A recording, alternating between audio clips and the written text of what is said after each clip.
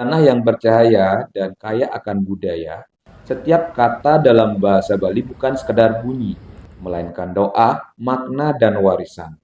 Namun, di balik keindahan itu tersimpan tantangan besar. Bagaimana menjaga bahasa ibu agar tetap hidup di tengah derasnya arus globalisasi.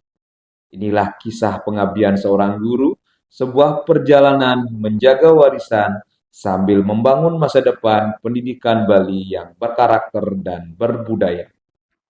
Om Swastiastu. Assalamualaikum warahmatullahi wabarakatuh. Salam sejahtera bagi kita semua. Salam, nama budaya, salam kebajikan, rahayu. Saya, Iputu Agus Mahadiputra, sebagai guru bahasa Bali di SMA Negeri 2 Semarapura, dan saat ini saya menjabat sebagai Ketua MGMP Bahasa Bali Provinsi Bali.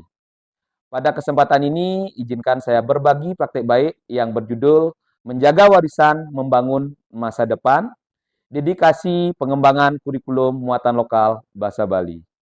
Bagaimanakah keseruannya? Ayo saksikan.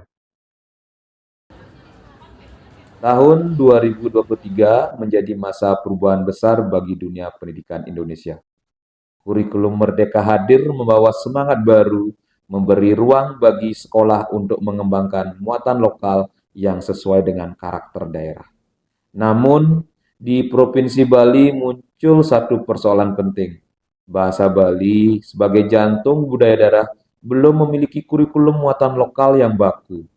Setiap sekolah berjalan sendiri-sendiri, capaian pembelajaran berbeda-beda, buku teks tidak seragam, bahkan arah pengajaran pun kadang kehilangan pijakan. Padahal bahasa adalah identitas. Ketika bahasa mulai hilang, budaya pun perlahan pudar.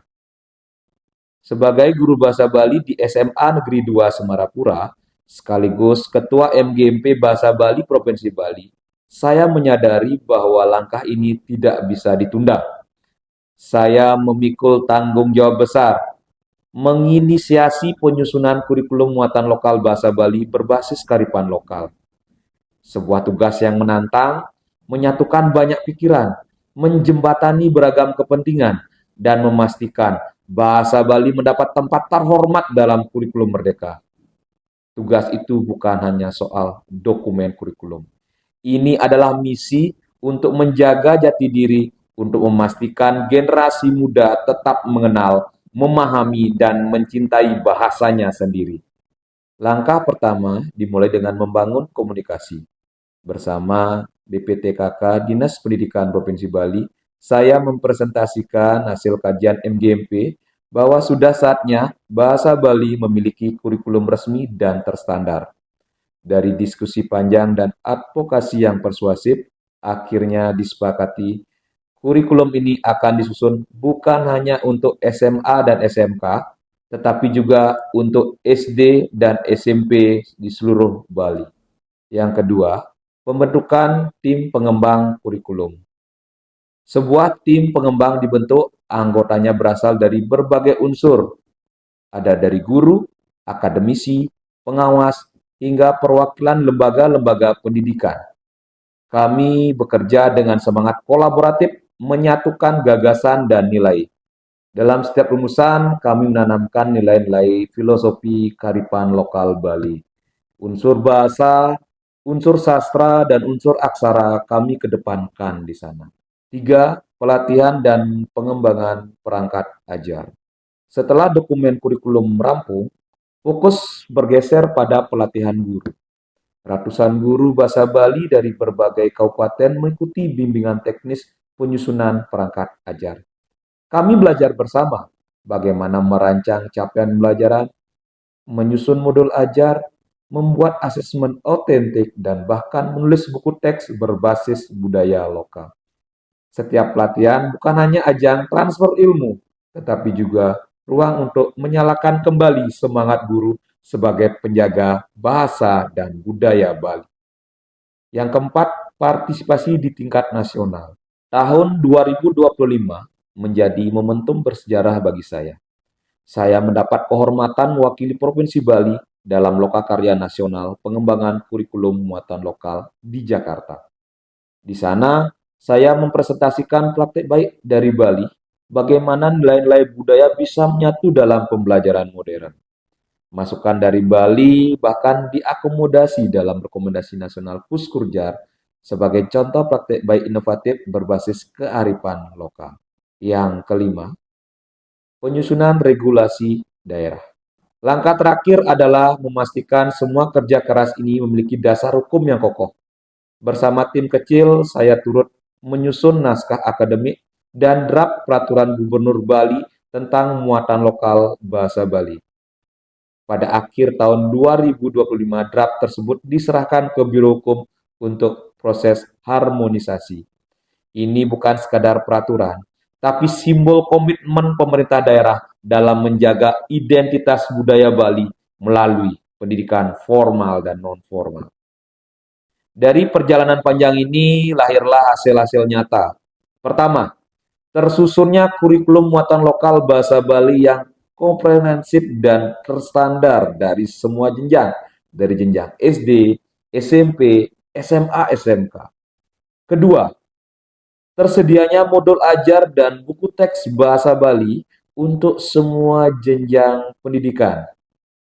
Ketiga, meningkatnya kompetensi guru bahasa Bali yang kini lebih berinovasi dan berkolaborasi. Dan yang paling berharga, tumbuhnya kesadaran di kalangan siswa bahwa belajar bahasa Bali bukan sekadar pelajaran, melainkan bentuk cinta kepada tanah leluhur mereka. Om Swastiastu. Saya Profesor Dr. Igede Arya Sugiarta, Kepala Dinas Kebudayaan Provinsi Bali.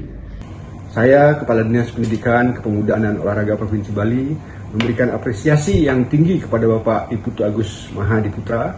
Saya selaku Kepala UPTD Balai Pengembangan Teknis dan Keterampilan Kejuruan, Dinas Pendidikan, Kepemudaan dan Olahraga Provinsi Bali memberikan apresiasi yang setinggi-tingginya kepada Bapak Iputu Agus Mahadiputra. Saya selaku Ketua Panitia Lokakarya Peningkatan Kompetensi Tim Pengembangan Kurikulum tingkat provinsi dan kabupaten kota yang diselenggarakan oleh Pusat Kurikulum dan Pembelajaran dengan bangga memberikan apresiasi yang setinggi-tingginya kepada Bapak Iputu Agus Mahadiputra. Nama saya Niputu Winda Purwaningsih. Saya selaku wali kelas 6 di SD Negeri 2 Dawan Kelot. Nama saya Putu Priti Diana Wiradiasa. Saya dari kelas 6 dari SD Negeri 2 Dawan Kelot. Menyampaikan apresiasi yang sebesar-besarnya kepada Bapak Iputu Agus Mahadiputra, Ketua MGMP Bahasa Bali Provinsi Bali, atas dedikasi dan kepemimpinannya dalam menggerakkan komunitas guru lintas jenjang untuk menyusun kurikulum muatan lokal bahasa Bali. Beliau juga berperan aktif mewakili Dinas Pendidikan, Kepemudaan dan Olahraga dalam penyusunan draft Pergub Bali tentang muatan lokal Bali, serta menjadi narasumber dalam penguatan administrasi pembelajaran. Di mana pemetaan kurikulum yang sekarang menurut saya lebih sederhana ketimbang kurikulum yang terdahulu. Nah, dituangkan dalam buku Lila Cita Ma Bahasa Bali ini membantu saya untuk memberikan pengajaran bahasa Bali kepada anak-anak lebih sederhana. Menurut saya, buku Lila Cita Ma Bahasa Bali ini sangat bermanfaat bagi siswa karena gampang memahami pembelajaran bahasa Bali dan juga berisi materi yang sangat lengkap. Dari perjalanan ini saya belajar bahwa menjadi guru bukan hanya soal mengajar di kelas, tetapi mengabdi untuk kehidupan. Mengajar bahasa Bali berarti menjaga akar budaya agar tetap hidup, sekaligus menanam benih masa depan yang berkarakter. Perjuangan ini belum selesai.